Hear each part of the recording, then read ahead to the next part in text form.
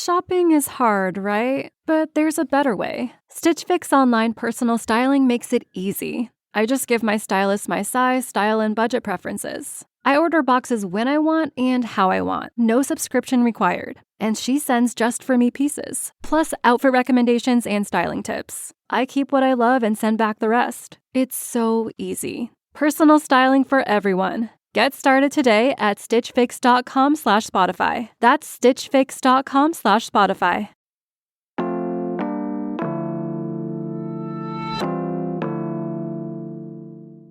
Today on CityCast Pittsburgh, Valentine's Day is almost here.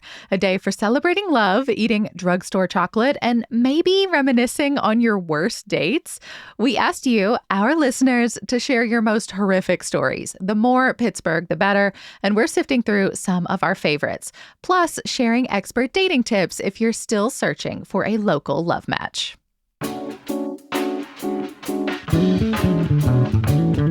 It's Thursday, February 13th. I'm Megan Harris, and here's what Pittsburgh is talking about.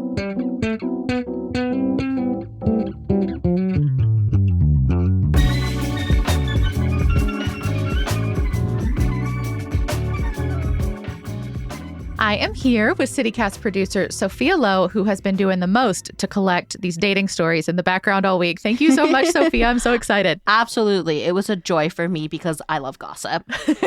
Ahead of Valentine's Day, we are talking about what it is like to date here in Pittsburgh. Exactly. And I did all this outreach because I am not going to lie. I have never dated here. I moved to Pittsburgh with my partner. But I have heard that dating here is really rough. My friends have told me some really wacky stories. So we put out a call for the worst Pittsburgh dating stories, and you all delivered and also fought back. Some people thought that dating here was actually great. So we've included those perspectives too. We promise it's not all horrible. My Pittsburgh hot take is that Pittsburgh's actually not that bad for dating, but it is so hard to make friends. If you make friends first, I think the dating part gets a lot easier. And we will get to tips and spaces where you can meet folks. But first, the not so fun stuff. Thank you to everyone who submitted. We have some longer stories, some quick hits. Like one person told me that he went on a date with someone who kept talking about the Twin Towers. I have not recovered since you told me about that. Also, just for everyone's knowledge, Sophia has kept me completely in the dark. I got to know about the Twin Tower person, and then I have not been told a single thing since. I'm so pumped to hear these. Yeah, because for this, I went through all these submissions and sorted out the ones that seemed the most Pittsburgh. Before we dive in, though, I wanted to ask you, Megan, how your dating experience has been here. Like, do you have any horror stories? I mean, I was really racking my brain for this ahead of this. I think my most Pittsburgh one was I once went, I think it was a second date with somebody to D's Six Packs and Dogs in Regent Square. They insisted on ordering every single specialty hot dog and wanted to feed it to me. Oh. And also wanted a kiss at the end of the night. Like, there are a lot of onions and chili and things happening on those hot dogs. It was horrible. There was not a third date. Yeah, I mean, at least the hot dogs were yummy, maybe? I don't know. It was kind of ruined by the whole principle of trying a lot of hot dogs on a date. Yeah, that's a little strange. Well, we will dive into another bad date story. It starts and ends in a Sheetz parking lot. Automatic red flag, like actual red flags. Yeah, I think some of these really do pop up. This story comes from Taylor. She told me that she met someone off of Facebook dating. She had some good feelings about him at first because they had some common friends and acquaintances. But, not really a spoiler, but this goes downhill pretty quick.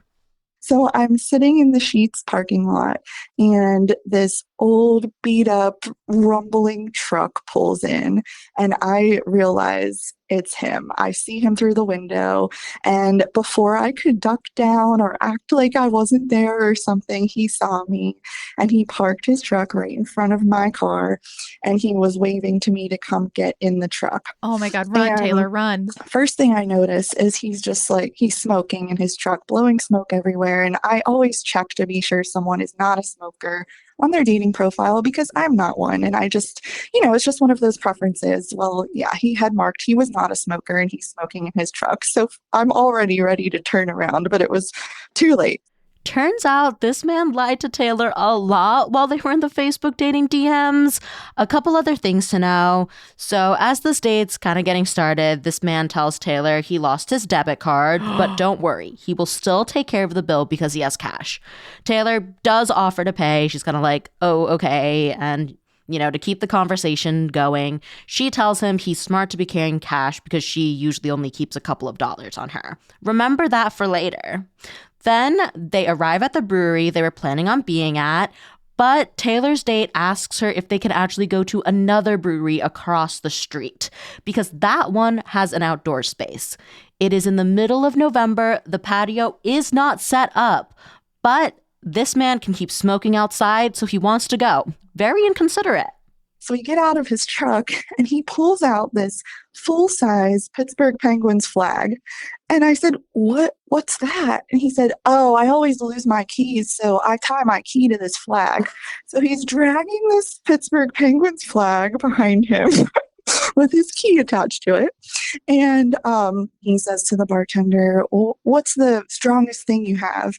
And it's a brewery. So she said, well, we have a beer that's 10.5%. And he goes, well, how much does that cost? And she said, it's $8 for a pour. And he goes, don't you have anything cheaper? And she said, well, I have a discounted summer drink. It's $4 for a lavender lemonade. And he goes, yeah, I'll take that.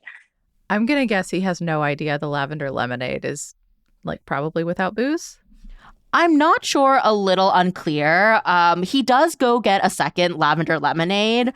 Lavender lemonades are delicious, but I don't think if you walk up asking for the strongest thing at the bar, that's probably not the move. No, you don't end with a lavender lemonade if that's your starting question, but he did. He cannot get Taylor another drink since he doesn't have enough cash, but she's cool with that because she's just trying to get out of this situation as fast as she can.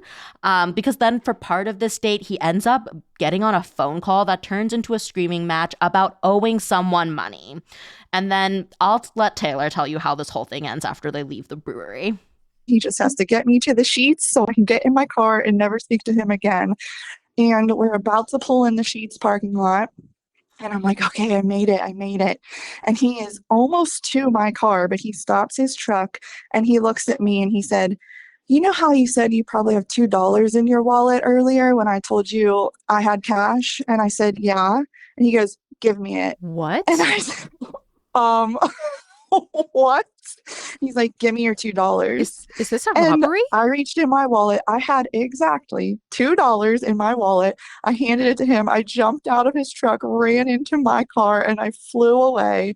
And I kid you not, on the date in conversation, I got his last name. I looked him up on the PA e-docket app, 3 pages of criminal records. I was with a drug dealer. I was in his truck. He has my $2. Yeah, so that was probably one of my worst dates I've had. Sophia, you have outdone yourself. This is a phenomenally bad date. It really is. And I'm sorry you had that experience, Taylor. I hope you can laugh about it now. There were a lot of giggles in that, so I think we've moved beyond it. Thank you, Taylor, for sharing your misery with us. That was a long, bad story. We will move on to some shorter ones. We got multiple submissions on Reddit that involved bad dates and the Liberty Tunnel. These are random. It really is. These are from Ween3635 and Jet Set Ninja Cat. Thank you for your contributions, and thank you to our CityCast friends who read these out loud for us. On my way to a first date, and someone hit and ran on me in the Liberty tunnels. Called my dad, pulled over across the bridge, and then I had to call the guy. It was so awkward on the phone. Turned into nothing between me and him. They also couldn't press charges because I couldn't see the other driver, although I got the plate.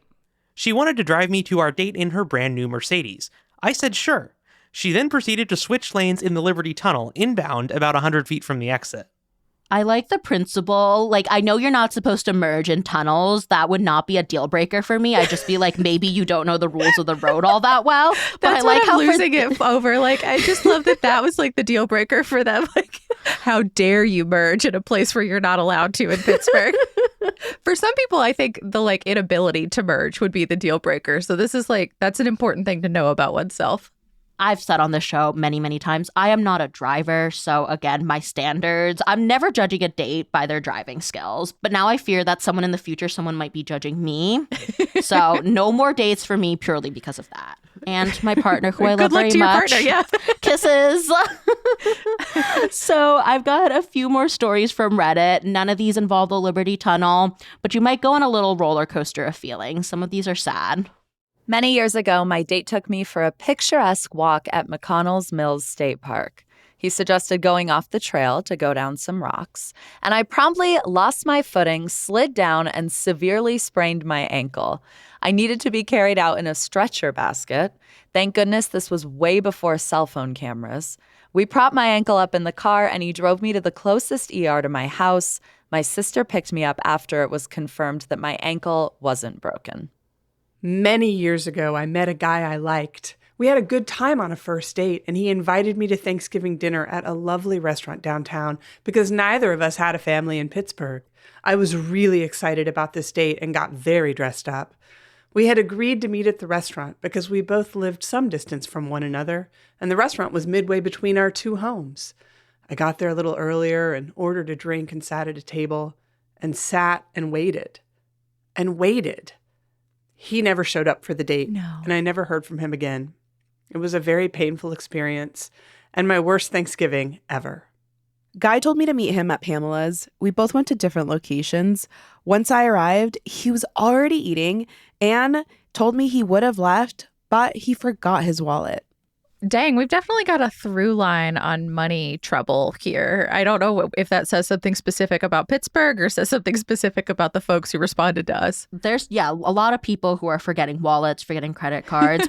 Anyway, these were from Redditors, Next Negotiation 407, Saturnalia Saturday, and Inquiring Cat 2424. And then I am closing out this section with less of a horror story and just like a strange interaction. I was on OkCupid back before like dating apps existed. So it was a website and there was this really long profile that you had to fill out. And I met this guy, we'll call him James, names protected for the innocent, not so innocent. So we're chatting. And at one point he asked about one of my answers to one of the questions on the profile, which was like foods you don't like. And I said, I'll pretty much eat anything except baked beans. It's like a childhood thing. Don't come for me. I know people love them. I don't. So we go to Kelly's and we order our beers. We're just starting to talk, not even through the first beer, maybe halfway. And he gets out this can of baked beans and puts it on the table. And he's like, I just thought you could try them again. And I was like, no, I don't want to try baked beans. I don't want to. He's like, no, maybe you should just give it a try again. So I finished my only beer and I paid my tab. Thanked him for the date. And then I immediately drove to my friend's house to tell them this story of someone trying to give me a can of baked beans like flowers on a date. So to this day, he is still baked beans to all my friends. I don't know if he's still in Pittsburgh, if he listens to CityCast. So if you are listening to this, you were a nice guy, but I'm sorry, you are lore among my friends. And I hope that you found love in a woman who loves baked beans as much as you do. So full disclosure, I know this story and I think I still remember baked beans' real name.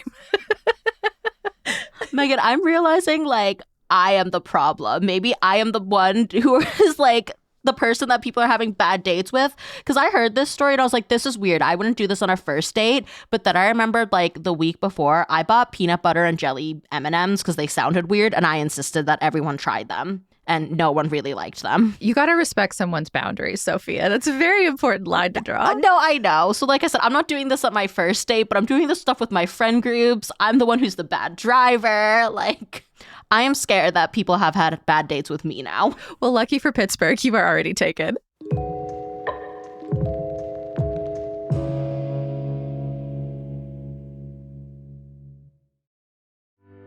CityCast is supported today by City Charter High School. If you've got a kiddo ready for grades 9 through 12, City Charter High School is looking for you. They're hosting a new admissions open house on March 22nd from 10 a.m. to noon, where parents and prospective students can tour the school, check out classrooms, talk with teachers and student ambassadors, and even apply, all right there in person. City High has been educating in the heart of downtown for over 20 years. Their totally unique 4-day-a-week schedule runs year-round, and educators stay with the same students all 4 years. Plus, all students get a free laptop, complete a 13-week mentored internship. They can even take a sabbatical. They get real experience with stuff like research and writing, media literacy, problem solving, and even dressing for an occasion.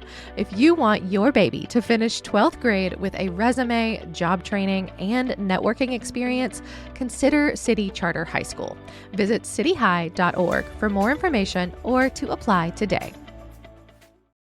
This episode is brought to you by Shopify. Forget the frustration of picking commerce platforms when you switch your business to Shopify, the global commerce platform that supercharges your selling wherever you sell. With Shopify, you'll harness the same intuitive features, trusted apps, and powerful analytics used by the world's leading brands. Sign up today for your $1 per month trial period at shopify.com/tech, all lowercase. That's shopify.com/tech. Okay, so like I promised, the good stuff, our success stories. Kiara D got in our inbox and told me that Pittsburgh is actually great for dating, and she made a pretty convincing argument for it, but she did kind of preface that you have to go about it the right way. Like you alluded to earlier, Megan, your friend group is super important. I've told tons of people this. I think Pittsburgh is a friends town. This is exactly right. You basically need to have friends to make more friends. And you especially need to have friends to get a date. I've lived in Pittsburgh my whole life. I've set up quite a few friends with their long-term partners. So far, 2 engagements. My partner and I met through friends. My roommate went on a Tinder date with his roommate, actually, and they met and instantly knew they had no chemistry. But they found out they lived in the same apartment building and decided to introduce the two of us because they thought we might have a lot more in common than they did. And they were right, obviously, because we've been together for 3 years now. And that's honestly why... I think Pittsburgh dating scene is actually pretty great. Having friends who know you set you up with someone else is honestly really ideal. If you know someone through a friend, at least you know you have something in common, right? Yeah, I think that primary vetting is vital, but I also want to recognize that Kira is coming from a place of privilege here, if only because they were born and raised here. So I'm betting that finding those friend groups was not quite as difficult. Not to say that you can't shake up your friend groups throughout your life, but if you were born here, your friend finding is a different journey than if you say move here in your 20s, 30s, 40s. Finding your people can be very, very difficult. I was an extrovert and just wormed my way in because I'm loud and I was young and cute and had a lot of energy and I never said no. Anytime anybody invited me to anything when I first moved here because I didn't have anything else to do. That's a good approach. Yeah. So I just said yes a lot to a lot of things. And so I made friends pretty fast. But I don't think that's everyone's journey. I've heard from a lot of people, particularly the introverts in my life, that it's really, really difficult to find your fam here. Yeah, well, I have an option if you don't have a super established friend group or maybe you've dated your way through your friend group, no judgment here. It might still be hard for introverts, but I talked to some people who run dating events and groups in Pittsburgh because, they said that the apps are just not the best way to find a partner, and being in person to make that connection really makes a difference. And if you are an introvert, I do think there is something different about going to an event where everyone also is looking to find a partner. I think, it takes the pressure off with who are you going to go up and talk to? Yeah, I've always been really intrigued by the whole concept of speed dating and dating events like that. I never did one, but I found the idea of it super appealing. One I've heard a lot about is called Makeout Club. So this is new. It's been around for about a year. They meet once a month at Mixtape. So I reached out to the producer of the event. His name's Josh Butcher. So what he told me, it's not exactly the standard speed dating experience. You will absolutely talk to a lot of people, but not all of them will necessarily be date prospects. I will let Josh explain more. we get the L's, the G's, the B's, the T's, and then we also get like straight men and straight women. And Yes, dating for everybody. it's really cool because you end up interacting with a lot of people that you aren't necessarily there to meet. So it'll be like straight men and like lesbians, but they're kind of like, yucking it up, over drinks. I absolutely adore this. I actually want it for friends. Like, that sounds like a great time. And the thing is, you can also go there, I think, to find friends because Josh told me a little bit about the sticker system they have. So you get a name tag, you put your pronouns, and you can throw one or more stickers on there. So a green sticker means that you're just feeling platonic. I think this might be good if you're just getting there for the first time, want to feel out the vibe. If you're feeling romantic and want that long-term relationship, you can put in red. And then yellow is spicy. Oh. Yellow originally meant that you were a little unsure of yourself, but recently in December, I made yellow represent that you're feeling a little spicy that night. And some people wanted me to elaborate, and I was like, no, like that's the prompt. Like, if you're feeling spicy tonight, whatever that means to you, that's what yellow is. Boy, I hope they updated their signage, because I feel like if yellow was unsure the last time you were there and yellow is spicy the next time, you'd want to make sure that you were aware of that distinction. Yeah, Josh seems pretty on top of it. I think he's making sure people know what's up when they're walking into the event. Speaking of which, Makeout Club is hosting an event on Valentine's Day. Again, it's at Mixtape in Garfield. So it's $5 entry, 21 and up. Josh told me he likes to say it goes all the way up to 99. So this truly is for anyone. And we have events from Makeout Club in our Hey Pittsburgh newsletter all the time. You can also find it online. That's pittsburgh.citycast.fm, and look for the little events tab. Absolutely. And then another group to check out, also about a year old. It's called Dating in Pittsburgh. This was started by Jill Shearer and Rachel Carlton. Jill and Rachel started it while they were both single, and they are both in relationships now. Ooh. Yay. And Jill found her boyfriend through this group. So I think that is very cute. You sign up for these meetups in advance. The events for Dating in Pittsburgh are at different venues. And once again, I'll pass it off to Jill and Rachel. They'll tell you what to expect if you decide to sign up. We'll hand them like an icebreaker, a drink ticket, or whatever is included in that event. And then from there, they really can go into the area. And it's usually, we have had one speed dating event, but it's usually very casual mingling. And, everybody else is there is single. People like to use the icebreaker as a conversation starter. We've found that through our events, people are more likely to approach each other and can have those conversations as opposed to just being at the bar. You don't know who is single and all of that. I would definitely need the icebreaker in that scenario, but I think the whole concept is like super cute. They wanted partners, so they went out and made the opportunity happen for themselves. That's super cool. It really is. I am truly so happy for both of them. And Dating in Pittsburgh actually has an event tonight. It's at Pins Mechanical, so that's in the South Side next to the Cheesecake Factory. Dating in Pittsburgh's event is from 7 to 9. Tickets are on Eventbrite. We'll also have a link in our show notes. Also, like you said, Megan, in our Hey Pittsburgh newsletter. This one's $25 an entry. And as we're recording, tickets are still available, but Eventbrite says they are going fast. So, did Josh or Jill or Rachel or anyone else you talked to, I don't know, did they have like advice for how to maybe get yourself out there and make the first impression? Yes. So Josh had some advice, and he thinks this is really applicable to a setting where you're at like a bar and you see someone you want to chat with. So that's sort of like organic kind of conversation.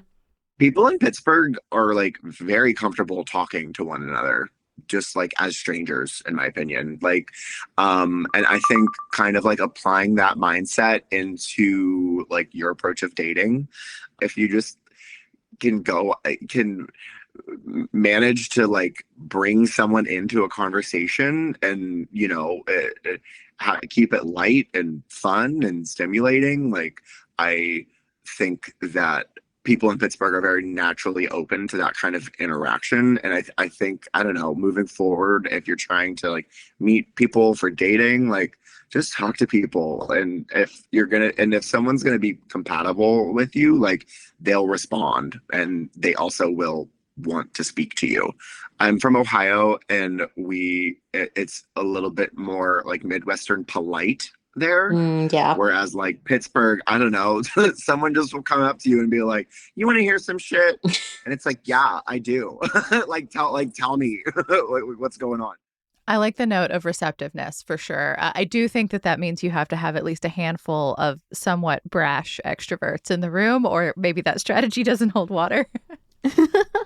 Well, if you're planning to meet someone for the first time, everything is like pre-planned. You're not spontaneously asking someone out. Maggie, baked bean recipient, also had some advice. She recommended finding a place that you're already familiar with.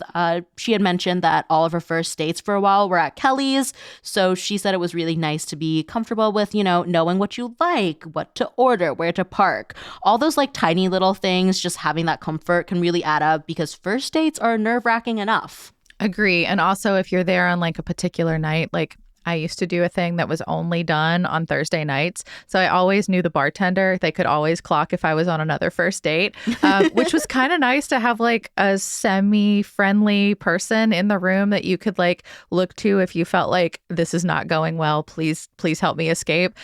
It was nice to just have like that relationship with someone who was kind of like knew the score. So do you also have any more suggestions for folks hoping to find love?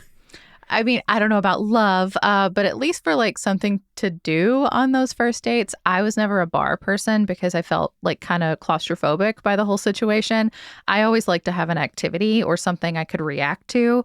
Like I would go to like storytelling events or something and they were short. They were like 5-minute performances. So you could like react to them and see how the other person react to a performance. But it wasn't like going to the movies where you can't like talk for an hour and a half, or like something active, like, a hike, but I would only do it in public spaces like Shenley Park. I wasn't going up to McConnell's Mill.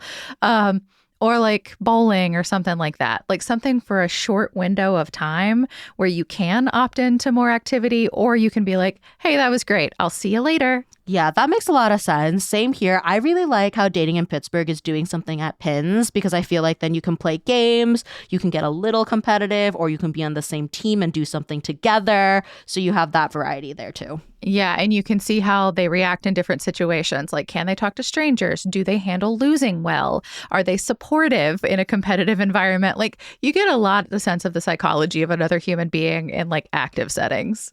Totally. To everyone going to those dating events, good luck. I don't mean to keep harping on the bad dates, but there was one voicemail left in our inbox from Lana. I want to hear this full story so bad. She gave us the beginning of this story, and I called her, connected with her once. She had to run to a meeting, and we just missed each other. I am so sad about it. You will get why. I want the rest of the story once you hear it. I was dating this guy for a couple months. I met him off Hinge. He's a Lebanese Catholic guy. And one day he's like, hey, my sister wants to call you and get to know you. She lives in Jersey. I'm like, great, this is great. She ends up calling me. And then she goes, okay, we're going to set up your baptism because you need to convert. And she starts looking for churches and literally is calling them to add them to a 3-way call with us. And so that was interesting. And then I called him after and he was like, yeah, me and my sister have been kind of talking. And even if you did convert, you weren't born Catholic. So I don't know. And it was just a whole thing. It has literally been 2 months. You hang up the phone and never pick it up for them again. Lana, I hope that, you got out pretty fast and did not say yes to any of the baptism stuff. That's really wild that this happened after 2 months. That's all for today here on CityCast Pittsburgh. A huge thank you to everyone who shared their stories with us. And thank you also to our friends and colleagues who recorded them. Ali Vallarta, Bree Davies, Whitney Pasturik, Jacob Lazaro, and Ivana Martinez. If you're feeling the love after hearing about more successful dates, again, definitely check out that Hey Pittsburgh newsletter. We've got a ton of Valentine's Day events where you could meet your match. We'll be back tomorrow morning with more news from around the city. Talk to you soon.